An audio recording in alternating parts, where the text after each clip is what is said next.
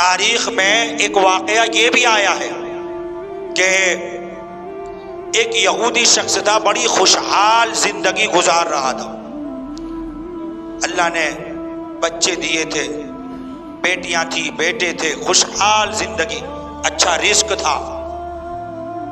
لیکن ہوا یہ کہ اچانک اس کی بچی کے ہاتھوں میں لقوے کا مرض ہو گیا، پیروں میں بھی وہی محتاجی والی بیماری آ گئی، آنکھوں سے نابینا ہو گئی، اب نہ کان سنتے، نہ زبان ساتھ دیتی، نہ ہاتھ پیر، اور پھر پورے جسم میں کوڑ کا مرض ہو گیا. کوڑ کے مرض میں وہ یہودی کی بیٹی مبتلا ہو گئی. خوبصورت تھی، بڑی حسین تھی، نہ ہاتھ سلامت، نہ پیر سلامت، نہ کان سلامت، نہ زبان سلامت، نہ آنکھ سلامت، ہر طریقے سے مجبور و محتاج. اور کوڑ کی وجہ سے آس پاس کے ہمسائے جو تھے وہ سب پریشان رہتے. بالآخر محلے والوں نے مشورہ کیا اور کہا کہ اس سے کہو کہ اگر تو ہمارے محلے میں رہنا چاہتا ہے تو اپنی اس بیٹی کو مکان سے نکال، باہر پھینک، اس کی وجہ سے ہم بڑے پریشان رہتے ہیں. باپ تھا نا، کیونکہ آج کی اولادیں بڑی بے وفا ہیں. اولاد بیوی کی محبت میں ماں کو بھی گھر سے نکال رہی ہے، باپ کو بھی گھر سے نکال رہی ہے. انہیں یہ یاد نہیں آتا کہ ان ماں باپوں نے کتنی مصیبتوں کو جھیل کر، کتنی پریشانیاں اٹھا کر ہمیں اتنا بڑا کیا ہے. دیکھو، ماں باپ ہر تکلیف اٹھا لیں گے اولاد کے لیے، مگر نہ جانے یہ نئی نسل کیا کیسے وجود میں آئی ہے. اللہ اکبر. پہلے جب شادی ہونے والی ہوتی تھی تو بچیاں ڈرتی تھی کہ نہ جانے میری ساس کیسی ہوگی، لیکن آج گھر میں ساسوں کو خوف ہوتا ہے کہ نہ جانے میرے گھر میں آنے والی بہو کیسی ہوگی. اللہ اکبر. یہ حال ہے. کسی کنوارے مرد کے ماں باپ کبھی گھر سے نکالے نہیں گئے. یہ بھی سروے ہوا ہے. جس کی شادی نہیں ہوئی ہے نا، جس کی شادی، ان کے ماں باپ کو کبھی گھر سے باہر جانا نہیں پڑ. یہ کیا پتا شادی ہوتی ہے پھر کون سی بیماری اس کے بیٹوں میں گھس جاتی ہے کہ اب وہ ماں باپ سے مس بہیو کرنے لگتا ہے. تو اپنی بچیوں کو یہ ہدایت دو کہ جب تم دوسرے کے گھر جا رہی ہو تو ان کو ساس سسر نہیں بلکہ ہماری طرح اپنا ماں باپ سمجھو.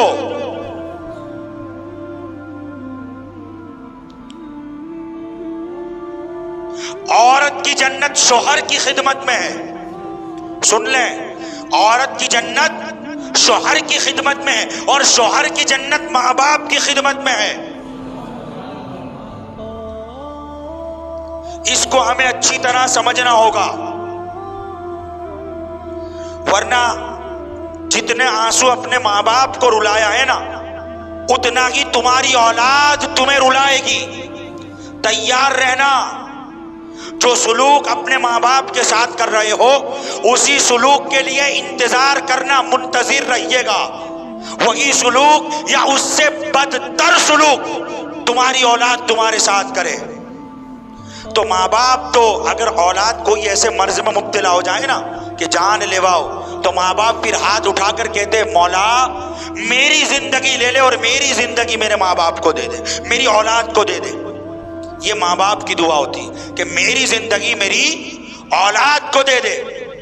لیکن نہ جانے اولاد کون سا زہر پیتی ہے کہ ماں باپ کو یوں سانپ کی نظر سے دیکھتی ہے.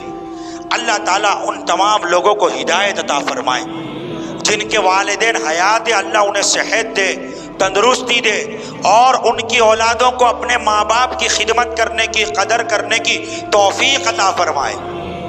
اور جن کے والدین اس دنیا سے رخصت ہو گئے، اللہ ان تمام مرحومین کی بے حساب مغفرت فرمائے. سیدہ زہرا، امام علی مقام، اہل بیت اعظام اور صحابہ کے کنیز اور غلاموں میں مرحوم والدین کو اللہ شامل فرمائے. آمین اللہم آمین۔ تو میں عرض کر رہا تھا باپ تھا نا، کیا تھا؟ باپ تھا۔ کیسے وہ اپنی اولاد کے ساتھ یہ سلوک کر سکتا تھا؟ اس نے یہ کیا کہ اپنی بیٹی کو لیا اور ایک باغ میں ایک درخت کے نیچے اس کے رہنے کا انتظام کیا۔ روزانہ دن بھر مزدوری کرتا، مزدوری کر کے آتا، آ کر اپنے ہاتھوں سے اپنی بیٹی کو کھلاتا۔ بولو نا، کاش کہ اولادیں بھی اپنے ماں باپ کی ایسی خدمت کرنے والی بن جائیں۔ عرض یہ کر رہا تھا، اس طرح اس کی زندگی گزر رہی تھی۔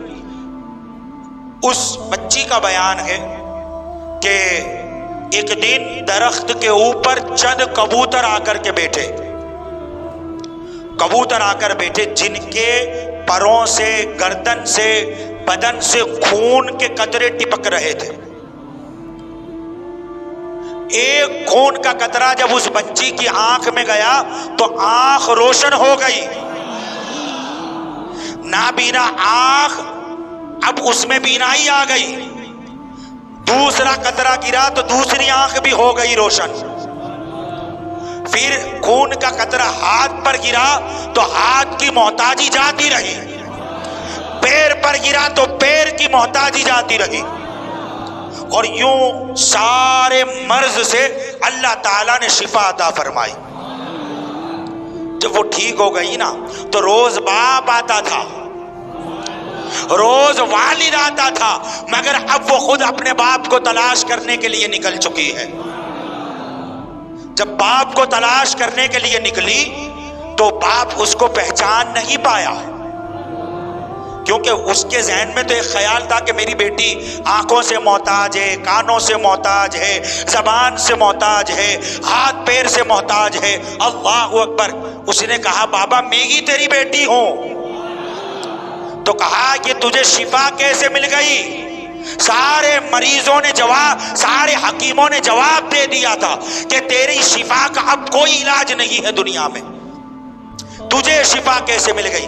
وہ کہتی میں بھی نہیں جانتی، چند کبوتر درخت پر آئے تھے، ان کے بدن سے خون ٹپک رہا تھا، جیسے جیسے وہ خون کے قطرے میرے بدن پر آتے گئے اللہ تعالیٰ مجھے شفا عطا فرماتا گئے، میں ٹھیک ہو گئی۔ اب اس کا باپ جاتا ہے اسی باغ کے اندر، دیکھا ہے کہ پرندے کبوتر ابھی بھی بیٹھے ہوئے ہیں۔ اب اس نے کہا کہ اے کبوتروں، تمہارے بدن پر یہ خون کیسا لگا ہوا ہے؟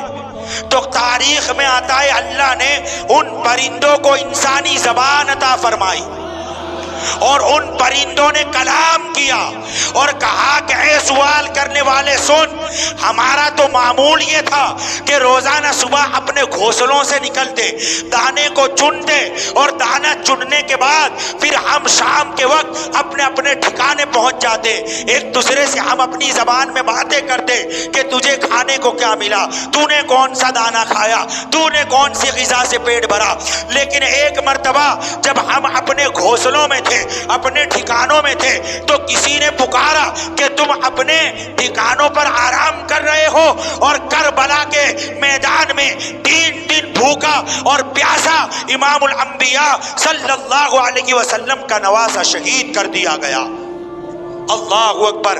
وہ کہتے ہیں کہ جب ہمارے کانوں میں یہ آوازیں آئی تو پھر ہم نے اپنے ٹھکانے سے، اپنے گھونسلوں سے پرواز کرتے ہوئے کرب و بلا کا سفر کیا، اور جب کربلا معلیٰ کی سرزمین پر پہنچے تو دیکھا کہ امام عالی مقام نواسہ مصطفیٰ صلی اللہ علیہ وسلم اپنے خاندان کے ساتھ کربلا کے میدان میں شہید کر دیے گئے، ذبح کر دیے گئے۔ پورا کربلا کا میدان حسین کے خاندان سے تر و تازہ تھا۔ کبوتر کہتے ہیں کہ ہمیں امام عالی مقام کی یہ حالت دیکھ کر ہم نے بھی آنسو بہائے، ہم بھی روئے، اور پھر امام کے خون میں اپنے وجود کو ہم نے تر کر لیا۔ اور یہ جو خون تیری بچی کے بدن پر گرا ہے یہ وہی نواسے کا خون مبین ہے، اسی نواسے کا پاک خون ہے کہ جس کی وجہ سے اللہ نے تیری بیٹی کو شفا عطا فرمائی ہے۔ حضرات، میرے حسین کا خون اتنا پاک ہے اتنا پاورفل ہے اور اتنا اثر رکھتا ہے کہ دنیا کے سارے طبیب اور دنیا کے سارے حکیم جواب دے دیں کہ تیری بچی کے مرض کا کوئی علاج نہیں ہے، ارے جو لا علاج ہو جاتے ہیں ان کا علاج میرے حسین کے خون کے قطرے کیا کرتے ہیں، میرے امام کے خون کے قطرے کیا کرتے ہیں ان کا علاج۔